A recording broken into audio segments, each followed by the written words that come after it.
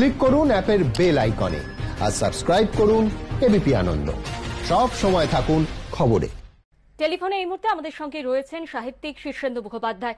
শীর্ষেন্দু বাবু, সৌমিত্র চট্টোপাধ্যায় প্রয়াত হয়েছেন আজ বেলা 12:15। শুধুমাত্র একজন অভিনেতা নয়, সাহিত্যেও তার যথেষ্ট চেতনা এবং বোধ ছিল এবং তিনি বিভিন্নভাবে নাটক লিখেছেন, কবিতা লিখেছেন। তার চলে যাওয়া কতটা ক্ষতি বলে আপনি মনে করছেন? কিভাবে তার স্মৃতিচারণা করবেন? বিশাল ক্ষতি বলতে গেলে।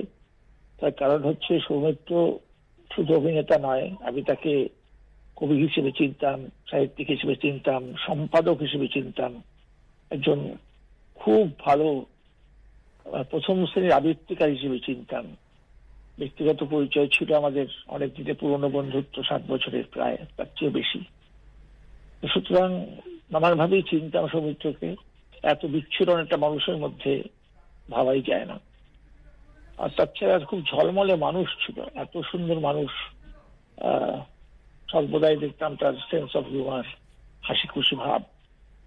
আনন্দে জীবন কাটিয়ে গেছে সৌমিত্র, খুবই আনন্দে জীবন কাটিয়ে গেছে। হ্যাঁ, দুঃখ টুক্ষ এসছে জীবনে, হয়তো বিফলতা এসছে, কিন্তু হাসি মুখে সব সহ্য করেছে সে।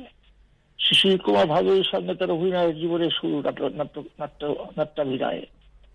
তারপর থেকে সত্যজিৎ রায়, তারপরে আরো অনেক পরিচালকের নজরে সে কাজ করেছে। আমার অনেকগুলো ছবিতেও সে কাজ করেছে। দীর্ঘদিনের বন্ধুত্ব, কদিন আগে বাড়িতে এসেছিল। কি আর বলবো, একজন মস্ত বড় শিল্পী, বাংলার একটা আইকন চলে গেল। খুব খারাপ লাগছে, খুব শূন্যতা বোধ করছি, কিন্তু ছেড়ে তো দিতেই হবে, উপায় তো নেই। বয়স হয়েছে, আমরা একে একে চলে যাবো।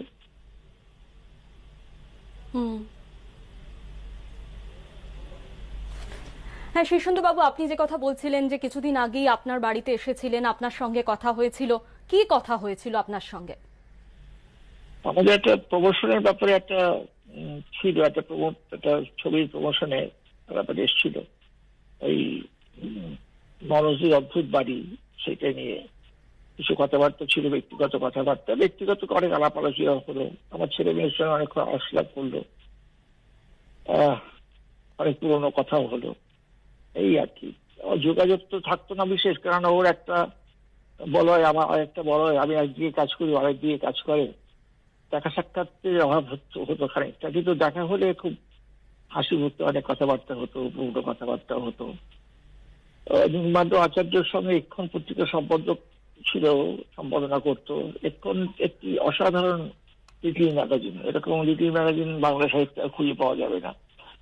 অত্যন্ত বেশি পরিচয় দিয়েছিল এক্ষণ। সত্যিবাবু তার প্রচ্ছদ আঁকতেন, অনেক ভালো ভালো লেখা বেরোতো, আমিও লিখেছি এক্ষণে বেশ কয়েকবার। তো সেই সূত্র তার সঙ্গে পরিচয় ছিল, অনেক দিনের পুরনো পরিচয়। কফি হাউসে আমরা আড্ডা মারতাম এক সময়, তখন সৌমিত্র সবই এসছে সিনেমায়, তখন অনেক কথা হতো। সেন্স অফ হিউমার ছিল অসাধারণ। তারপরে মাঝে মাঝে কফি হাউসে অনেক আমাদের খুব প্রিয় অভিনেতাদের নিয়ে আসতো, যেমন রবি ঘোষ, তারপরে খেলোয়াড় পিকে ব্যানার্জি, এদের সঙ্গে তার মাধ্যমেই পরিচয় হয়েছিল আমার। এই পরিচয় দীর্ঘস্থায়ী হয়েছিল অবশ্য পিকে ব্যানার্জির সঙ্গে, এই আর কি। তারপর দেখা সাক্ষাৎ যে খুব হতো তা নয়, তবে মাঝে মাঝে অনুষ্ঠানে দেখা হয়েছে। তবে আমাদের মধ্যে একটা ছিল, একটা সম্পর্ক ছিল, অনেকদিনের পুরনো সম্পর্ক, এই আর কি। অনেক ধন্যবাদ আপনাকে।